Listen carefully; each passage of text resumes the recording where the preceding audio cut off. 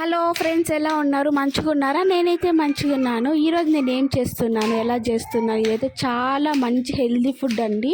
పిల్లలు చేసి పెట్టినా కానీ ఇష్టంగా తింటారు. అలవాటు అయిపోయిందంటే అందరికీ చాలా బలం వస్తుంది. అది ఏం చేస్తున్నానో తెలుసుకోవాలనుకుంటే మీరు ముందుగా లాస్ట్ వరకు చూడాల్సి వస్తుంది. ఇదైతే నేను చేయడానికైతే క్యారెట్ని చిన్న చిన్నగా ముక్కలుగా కట్ చేసుకుంటున్నాను. పచ్చిమిర్చి 3-4 ఆనియన్స్ అయితే సరిపోతుంది. దాంట్లోకి నీట్గా అన్నిటినీ చిన్న చిన్న ముక్కలుగా కట్ చేసుకోవాలి. ఎందుకంటే పెద్ద పెద్దగా కట్ చేసుకుంటే అవి అయితే బాగా కాలవు. చిన్నవైతే బిన్నే సరిపోతాయి. దాంట్లోకి మనము కరివేపాకు, కొత్తిమీర కూడా వేసుకుంటున్నాను. నా దగ్గర అయితే కొత్తిమీర అయితే లేదు, అందుకని అయితే నేను కరివేపాకు మాత్రమే వేసుకుంటున్నాను. ఇవన్నీ నీట్గా మంచిగా క్యారెట్ కూడా అండి చిన్న చిన్నగా కట్ చేసుకోవాలి, ఎందుకంటే మళ్ళీ మంచిగా కాలదు అనేసి. ఇదైతే దీనికైతే నేను రాగి పిండి అంటే తీసుకున్నాను. రాగి పిండే కాదు, ఇవి 4-5 రకాల గింజలని, సజ్జలు, కొర్రలు అవంతా ముందుగా నేను వీడియో పెట్టాను ఒకటి పిండి చేసిన దాన్ని. ఆ పిండి ఎలా చేసుకోవాలనేసి అయితే దాంట్లో ఉంది. 5-6 రకాల గింజలను అయితే బాగా వేయించి దోరగా వాటిని అయితే పొడి చేసింది. మీరు అట్లే కాకపోతే మీ దగ్గర అలా లేకపోతే కూడా రాగి పిండి మాత్రమే కూడా మీరు వేసుకోవచ్చు.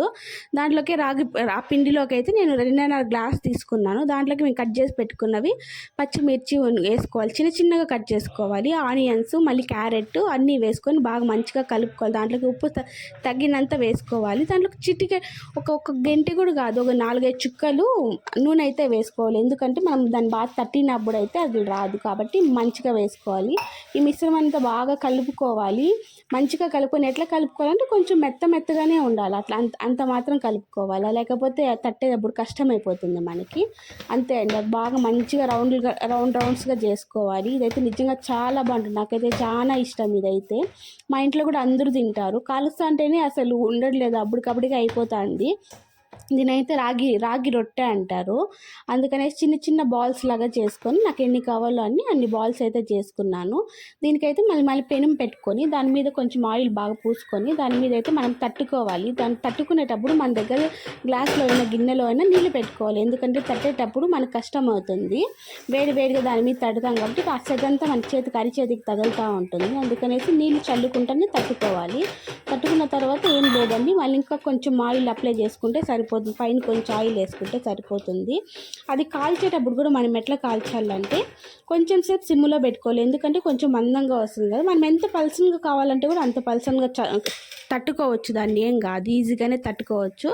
కానీ కూడా నేనైతే కొంచెం మందంగానే పెట్టుకున్నాను. ఇదైతే ఇంకోటి వేసేటప్పుడు కొంచెం ఇదిగా చేసుకున్నాను. చూడండి, ఇది వేస్తున్నాను కదా, ఇదైతే నీళ్ళు దీంట్లో పెట్టుకొని అప్పటికప్పటికి తట్టుకుంటూ ఉన్నాను. ఇదైతే మంచిగా స్ప్రెడ్ అవుతా ఉంది. నీళ్ళు గిన్నె మాత్రం దగ్గర పెట్టుకోవాలండి, లేకపోతే చెయ్యి కాలిపోతుంది. ఇది మనం తట్టేటప్పుడు కూడా ఈజీగా రాదు. అక్కడ నీళ్ళు కూడా కొంచెం పోసుకొని తడుతున్నట్లయితే అది మంచిగా స్ప్రెడ్ అవుతూ ఉంటుంది. రాగి రొట్టెలు అంటే అట్లే ఉంటుంది. దాంట్లో మంచిగా ఆనియన్స్, క్యారెట్ అవన్నీ వేసాం కదా, చిన్నగా కట్ చేసాం కదా ముందుగా నేను చెప్పినట్టు. అందుకనేసి అదైతే మంచిగా అయిపోతుంది చిన్నగా కట్ చేసినప్పుడు, కాబట్టి కాలిపోతుంది. కొంచెంసేపు సిమ్లో, కొంచెంసేపు హై ఫ్లేమ్లో పెట్టుకుంటా కాల్చుకోవాలి. ఒక సైడ్ కంప్లీట్గా కాలే ముందుగా దానిపైన మనం బౌల్ ఖచ్చితంగా మూసిపెట్టుకోవాలి. మూసిపెట్టుకోకపోతే అది లోపల మంచిగా ఉడకదు. దోశ అయితే పెట్టుకోవాల్సిన అవసరం కూడా లేదు, దీనికైతే ఖచ్చితంగా ఉండాలి. అది మళ్ళీ ఇంకా ఈ పక్క కాల్చిన తర్వాత ఇంకో పక్క తిప్పుకోవాలి. ఈ సైడ్ కూడా మంచిగా కాదు, అట్లా నల్లగా అయిపోయేట్లేదు అంతవరకు అయితే పెట్టుకోవాల్సిన అవసరం అయితే ఏముండదు. నార్మల్గా కాల్చుకోవాలి. నేను కాలుస్తుంటే నాకు కొంచెం పని ఉంది తినేసి నేను పక్కకి వెళ్ళాలి. మళ్ళీ మా పిన్ని కూడా వచ్చి కాల్చారు. ఇదైతే చాలా బాగుంటుంది, చాలా హెల్దీ. ఎందుకంటే దీంట్లో 5 రకాల గింజలు అన్నీ వేసి మనం మంచిగా వేయించి చేసాం కాబట్టి చాలా మంచిగా ఉంటుంది. దీంట్లో హెల్దీ కూడా చాలా హెల్దీ. దీంట్లో టిఫిన్గా కూడా చేసుకొని తినచ్చు, ఈవినింగ్ స్నాక్స్ కూడా చేసుకోవచ్చు. ఇలాంటివే తినాలని నిజంగా మన హెల్త్ అంతా కూడా మంచిగా చాలా మంచిగా ఉంటుంది. బలం వస్తుంది మన బోన్స్కి అంతా. ఈ కాలంలో అసలు బోన్స్కి బలమే లేకుండా అయిపోతుంది. ఇది తింటే మాత్రం బోన్స్కి అయితే చాలా మంచిగా బలం వస్తుంది. టిఫిన్ పిల్లలకు కూడా ఇష్టం పడే తింటారండి, కొంచెం అలవాటు చేయాలి అంతే. మనము టేస్ట్ కూడా బాగుంటుంది. ఎలాగో ఉప్పు అన్నీ వేసింటాం, కారం, పచ్చిమిర్చి.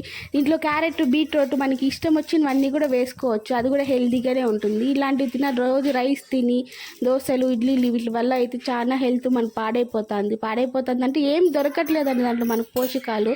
ఇలాంటివి అయితే మీరు కూడా ట్రై చేయండి, చేసుకొని తినండి. ఎలా మంచిగా వచ్చిందో లేదో అనేసి అయితే నాకైతే కమెంట్ చేయండి. ఇది నిజంగా నేను చెప్తున్నాను కదండి, మీకోసమే చెప్తున్నాను. ఇలాంటివి చేసుకొని తినండి, ఏం ఎక్కువసేపు కూడా మనకి పట్టదు. ఎంత అమ్మ అబ్బా అంటే ఒక 10 నిమిషాల్లో అయిపోతుంది. ఈవినింగ్ పిల్లలు ఇంటికి వచ్చే లోపల స్నాక్స్గా కూడా చేసి ఇవ్వచ్చు. ఇదైతే మనకి ఏదైనా షేపులు మంచి షేపులు కావాలంటే కూడా దీంట్లో చేసుకోవచ్చు. వాళ్ళకి ఇష్టపడే అంటే అట్రాక్టివ్గా ఉంటే తింటారు కదా, బొమ్మల్లాగా కూడా మనం చేసుకోవచ్చు. ఈజీగానే ఉంటుంది. టేస్ట్ అయితే చాలా బాగుంటుంది. రాగి పిండి అంటే ఇంక హెల్దీనే, కొర్రలు సజ్జలు అవన్నీ కూడా హెల్దీనే. ఆ పిండి ఎలా చేసుకోవాలి కూడా దీని కింద నేనైతే లింక్ ఇస్తాను, చూడండి. థ్యాంక్ యూ అండి.